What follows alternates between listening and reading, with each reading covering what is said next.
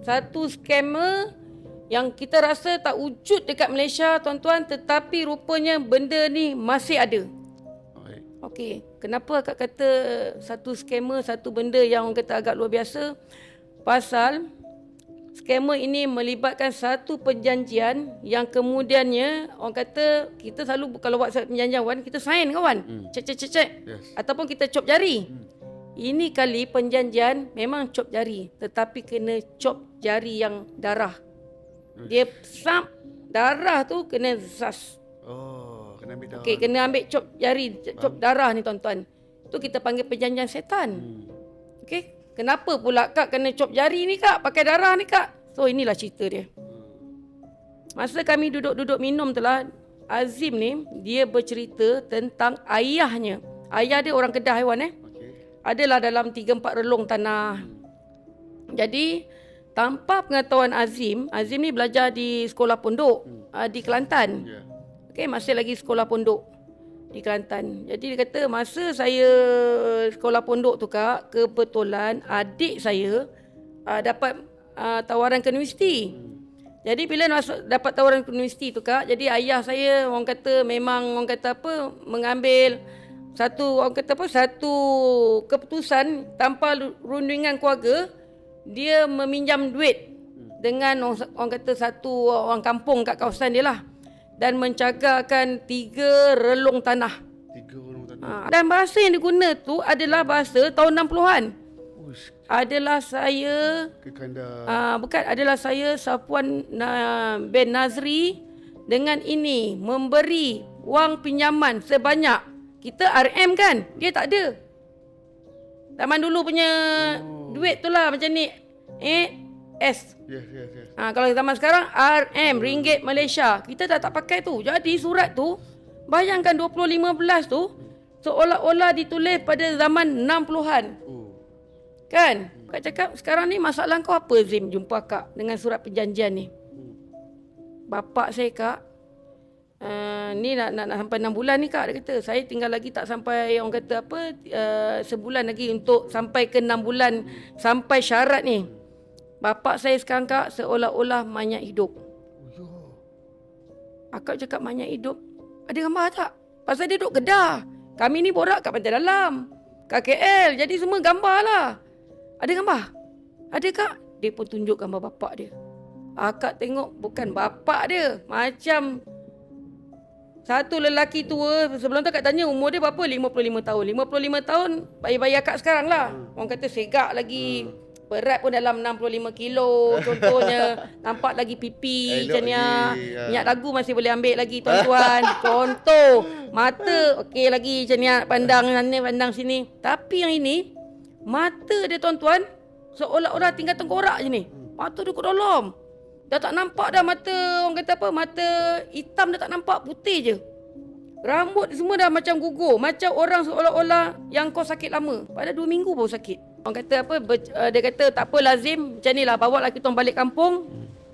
Tunjuklah bapak ni dan jumpakan kami dengan Pak Ali ni. Diorang buat satu planning satu drama. Okey? Bila balik kampung, ustaz ni tadi katalah nama dia Aiman dan Amin. Ustaz Aiman dan Amin ni ajak Azim ni jumpa Pak Ali. Cakap yang diorang ni perlukan duit.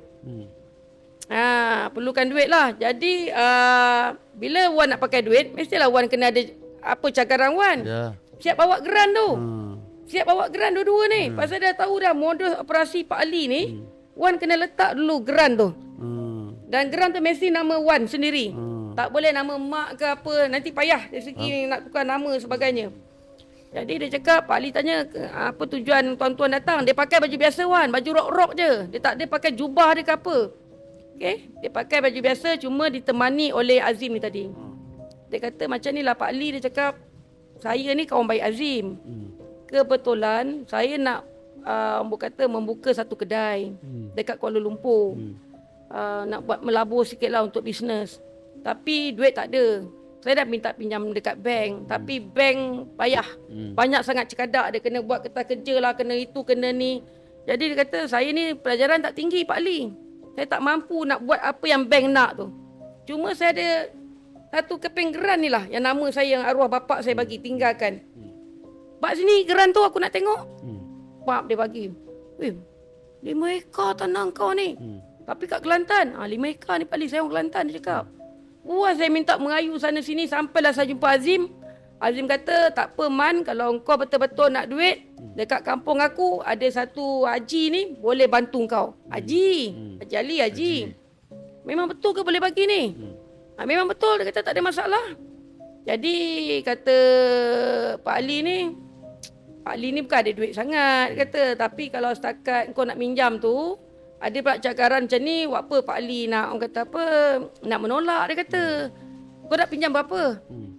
Saya nak pinjam banyak-banyak, takut tak mampu nak bayar Pak Ali. Saya pun orang kata baru nak buka-buka bisnes. Bagilah saya 10,000 kalau dapat. 10,000 dengan 5 ekar tanah. Pak Ali dah tengok ni. Ini kat mana ni, macam jalan besar ni.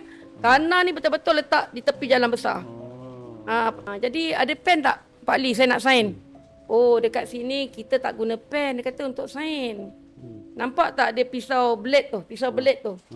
Nampak? Nak sign macam mana Pak Ali? Padahal diorang dah tahu dah ni, Wan. Ini cuma tanya-tanya bodoh supaya tidak disyaki. Yes. Dia kata cara saya ni, Aman, dia kata cara pakcik ni lain sikit. Kau kena lukakan kau punya jari kau ni supaya dengan darah ni kau boleh chop dekat pakciknya perjanjian, surat perjanjian.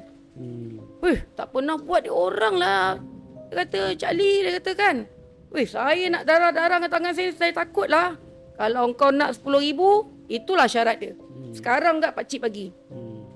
Dia buat tu ya. Lala kata tak apalah, pasal dah terdesak. Kawan dia cakap, alah setakat darah kau 2-3 titik. Apa ceritanya? Buat je lah. Tu Azim cakap, itulah buatlah. Buat ni. Nanti nak pergi bank pun takkan dapat duit dia dalam masa yang cepat macam ni. Member pun buat sudah. Macam tu, chop jari. Elok chop jari tu, Pak Ali ni punya gelak macam separuh mengilai. Ya.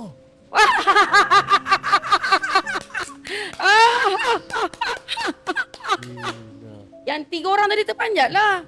Tiba-tiba kau gelak macam tu.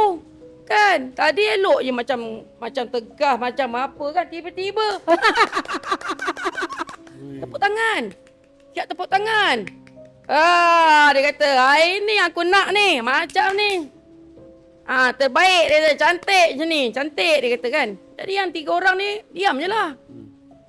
Pasal bila kita nak merungkai sesuatu tu Wan, kita kena terjun Wan dalam tu. Kita tak boleh merungkai pada luar. Kita kena terjun. Tetapi akan nak cakap, masa diorang pergi ke rumah Pak Ali tadi, diorang pergi malam. Diorang tak pergi siang tau. Pak Ali ni apa-apa semua penjian dia, kalau kita nak pergi rumah dia, dia kena pergi waktu malam. Paling-paling bodoh orang kata pukul 10 malam ke atas. Kalau nak lepas maghrib boleh jumpa boleh tak? Boleh lah lepas maghrib tu saya nak makan, nak minum, nak apa. Padahal duduk seorang. Tak boleh lah. Kalau boleh datanglah pukul 10 malam ke atas ke apa. Dan rumah dia ni memang satu rumah agam kayu yang bentuk dia macam rumah orang Perak dulu. Taman tahu tak orang Perak punya rumah, dia ada macam bahagian depan, dia ada macam serambi, dia ada dapur, duduk seorang.